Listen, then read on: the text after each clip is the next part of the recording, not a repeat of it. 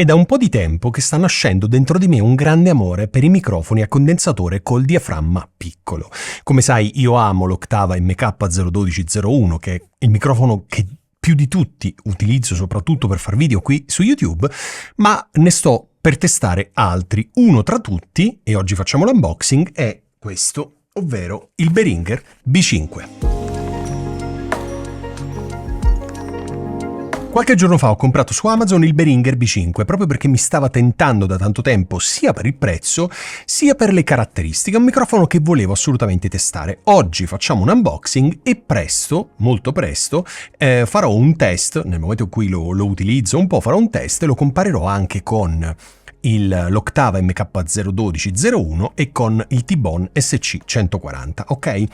Tre tipologie di microfono simile, tre prezzi un po' diversi, vedremo poi le caratteristiche, il suono, eccetera, eccetera. Ma non perdiamo tempo e procediamo all'unboxing di questo microfono.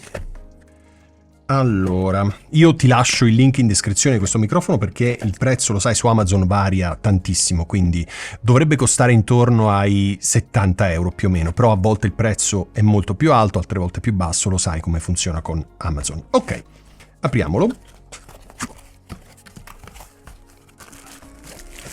Ok, lo sai che da un po' di tempo a questa parte io amo le valigette. Certo, questa qui non è la valigetta che si può comparare a quelle della T-Bone o altre, però insomma, meglio avere una valigetta e proteggere il microfono dalla polvere, dall'umidità, eccetera, che non averlo.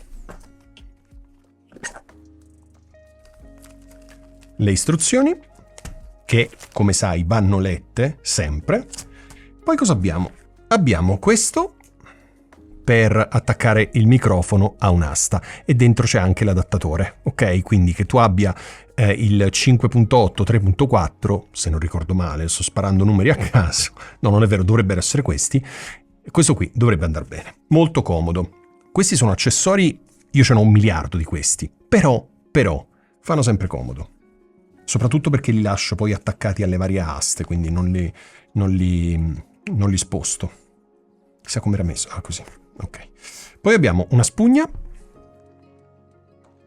Ciao.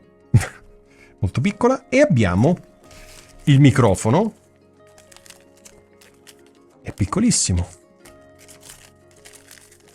Poi te lo farò vedere comparato all'Octava perché mi sa che è ancora più piccolo dell'Octava. Guarda quant'è. Eh sì.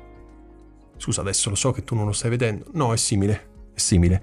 Allora, questo microfono viene fuori con questa capsula e con quest'altra capsula.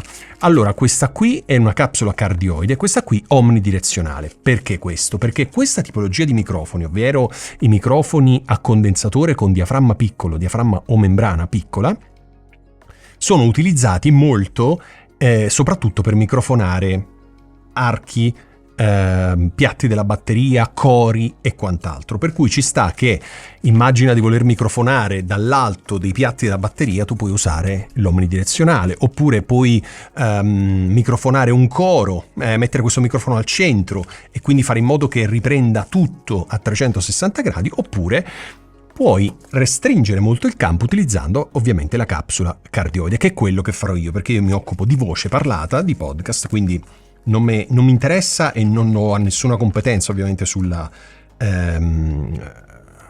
microfonazione di cori, batterie o altro.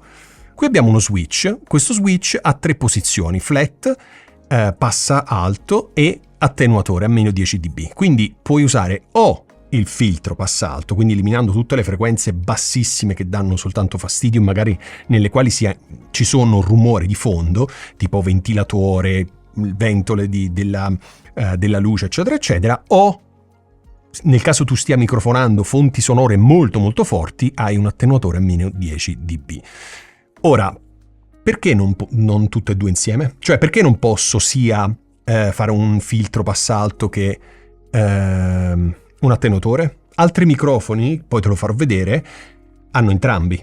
Invece qui c'è un solo switch, o l'uno o l'altro. Ok, risparmiare su queste cose, però insomma fino a un certo punto va bene, sono scelte strane. La capsula dovrebbe svitarsi, sì, infatti, Ok, la capsula si svita, così, piccolino, un affarino del genere, e va montato. Ok, sembrano tipo quelle sigarette elettroniche che le persone fumano.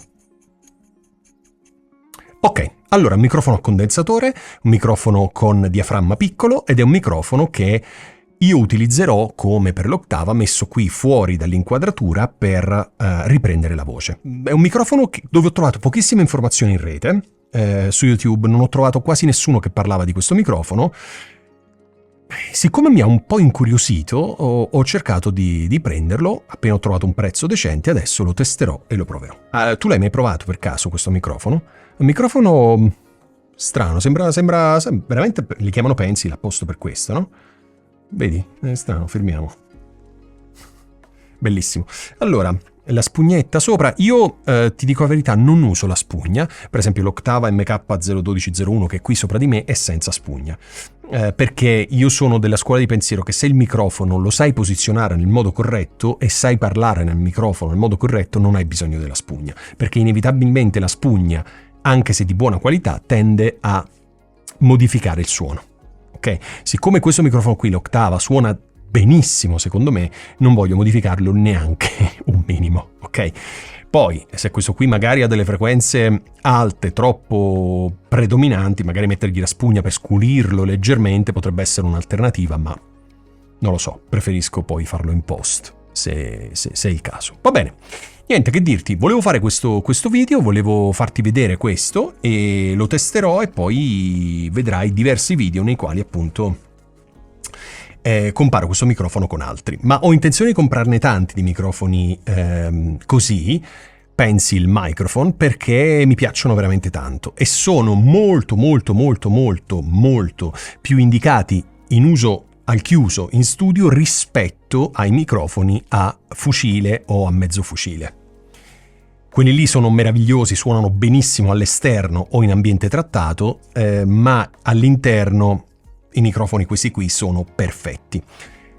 Quindi, che dirti, se hai domande, dubbi, curiosità su questa tipologia di microfono o su questo microfono nello specifico, non ti resta che commentare questo video. Io nel frattempo vado a provare questo microfono e ci vediamo prestissimo per una review e per comparazioni e quant'altro.